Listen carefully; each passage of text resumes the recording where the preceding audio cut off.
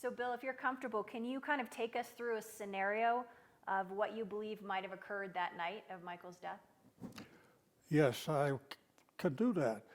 What we need to do is get him from his room, the last place we know he was, at 7:30 when he was talking and making a date with a girl, to when somebody found him Monday morning. What happened in between?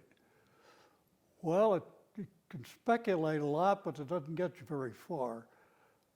I believe that Beebe, Gunn, and Malone wanted to meet with Michael, and Beebe parked his car with the three of them outside the dormitory, and Michael, shortly after he hung up on the girl, went down and got in the car. And what happened from then on took place in a hurry, because we know from testimony Gunn was back in his room at 10 o'clock. Now, I don't know where they went, what they said, how it worked out, but eventually, quickly, they got in the stadium and put Michael in that suicide look, what they thought the suicide would look like, and hanged him.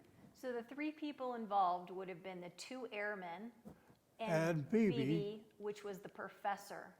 The three of them, two of them were admitted homosexuals, and Michael knew Gunn was, and was going to report them. And they knew Beebe. They said Beebe was homosexual, so he didn't want Michael to do this. So they put this together. That's much speculation as I think we could do, but it's based on facts. Now, the alternative is, and what they all say happened, is that he committed suicide. So we have to get him from the room to the stadium, and he either walked, or he was carried, or he got there in a car, but not by himself. If he's suicidal, he walked. And that's fine. When he gets to the stadium, he's got to cross the mud, and he'll get his shoes muddy. But they're spit polished clean, they reflect in the photographs. Even Huntington described them as shined. It's that clear. Well, that's where the suicide people stop with their scenario. That's the red light. They can't get him there. No, nobody has. So nobody's really been able to put together a scenario for No, suicide. he has to walk.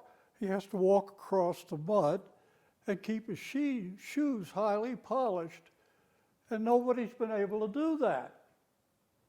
And he's in the stadium, and they're highly polished, and a forensic pathologist, Lemoyne Schneider, looks at a picture of this and says, that doesn't look like a suicide. It doesn't look like a suicide does, because the three people that did it don't know what a suicide looks like by hanging, and they invent all this stuff they think goes with a suicide by hanging. The hangman's noose, the jump, all that, that's not the way they commit suicide. I found that out.